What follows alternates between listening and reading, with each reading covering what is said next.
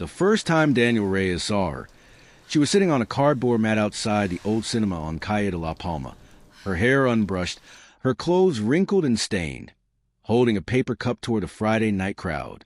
She didn't hide her face or look away in shame. She met people's eyes directly, and most of them turned away just as quickly, uncomfortable with her presence, with her need. Isabella Martinez had been sitting there for 3 days. She'd grown up in a mansion in Salamanca, attended the best schools in Europe, inherited a fortune that could buy half the buildings on this street.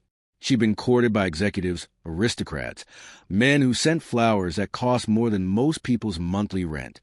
And every single one of them had loved her money more than they'd loved her. She'd tested them quietly at first, dressed down at restaurants, suggested modest vacations, watched how quickly their interest cooled when they thought her wealth might be smaller than rumored. But those tests felt too gentle, too removed from truth, so she decided to remove all doubt. She'd left her penthouse, put on old clothes from a donation bin, and placed herself in plain sight in Malisana, where the nightlife brought crowds and her face might be recognized. She wanted to see what happened when she had nothing to offer but herself. The answer, so far, was nothing. People dropped coins without looking at her. Some made comments loud enough for her to hear about laziness, about immigrants, about people who should get jobs. A man she'd once danced with at a charity gala walked right past her, laughing with his friends, and didn't recognize her at all. Or maybe he did and simply didn't care. On the 4th evening, as the streetlights flickered on and the air smelled like roasted chestnuts and exhaust, a man stopped in front of her. He was tall, lean, wearing a worn jacket with paint stains on the sleeves. His hair was dark and a little too long, and when he crouched down to her level, she saw kindness in his eyes that looked like it had survived some hardness.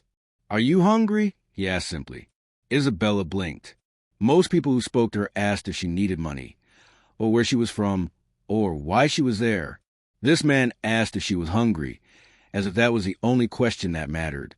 "Yes," she said, and her voice cracked because it was true.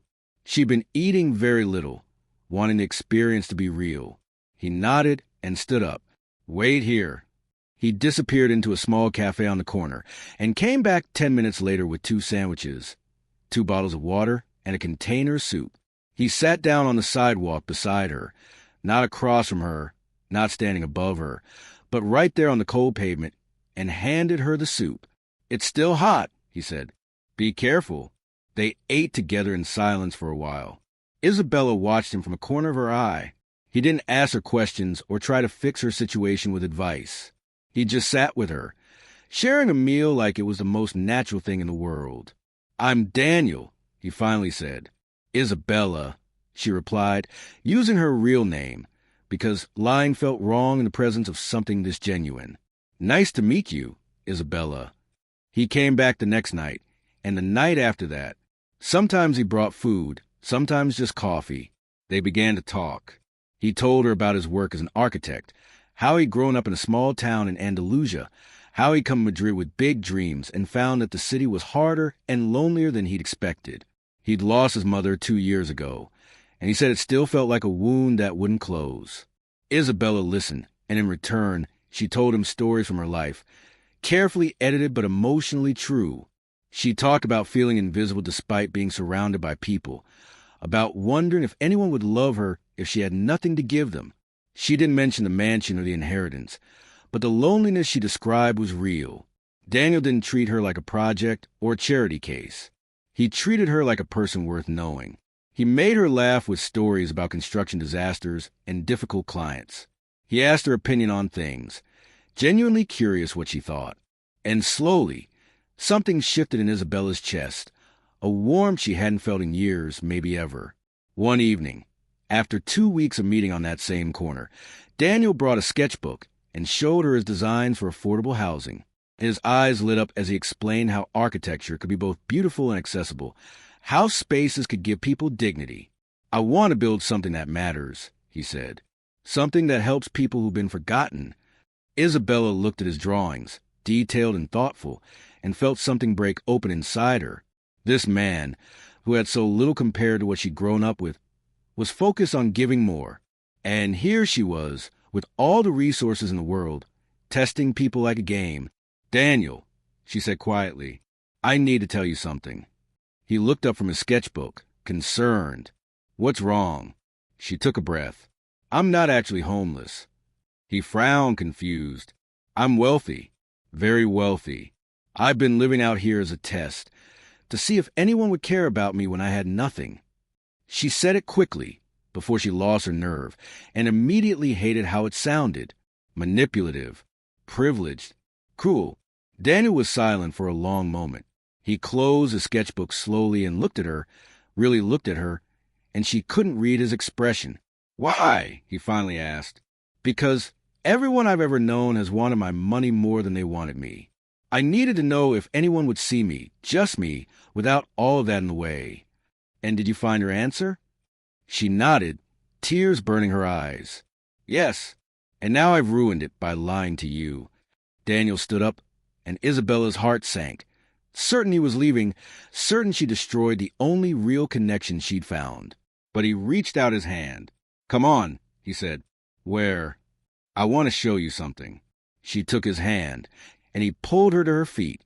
They walked through the streets of Malisana, past the bars and boutiques, until they reached a small community center tucked between two buildings.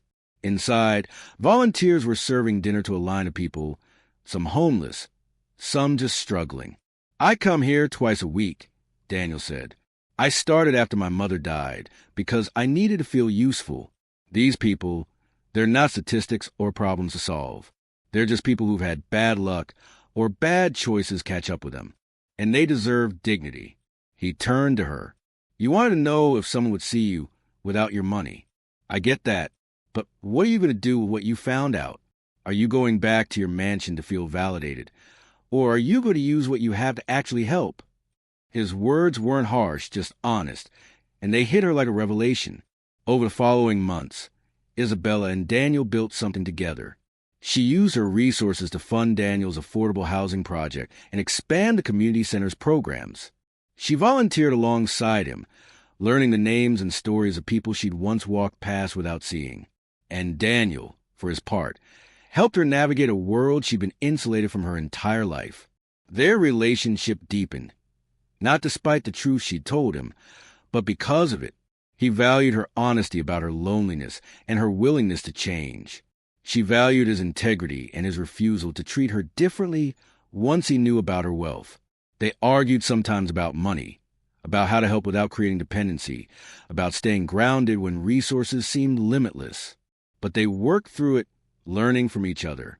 A year later, on a cool spring evening, Daniel asked Isabella to meet him at the corner of Calle de la Palma, outside the old cinema. When she arrived, she found a bench there decorated with simple flowers, and Daniel standing beside it in a suit she'd never seen him wear. "This is where I met you," he said. "This is where I met the real you, the one who was brave enough to sit on the street and ask for help. I don't want to marry you in some grand cathedral. I want to marry you here where our story started." They were married that evening, with a small gathering of friends in the community center, and Daniel's family from Andalusia. Isabella wore a simple dress and felt more beautiful than she ever had in designer gowns. As they sat together on that bench afterward, Daniel's hand in hers, Isabella looked at the people passing by and realized that she'd finally found what she'd been searching for. Not someone who loved her despite her wealth, but someone who loved her because she'd been willing to risk everything to find something real. And that, she thought, was worth more than any fortune.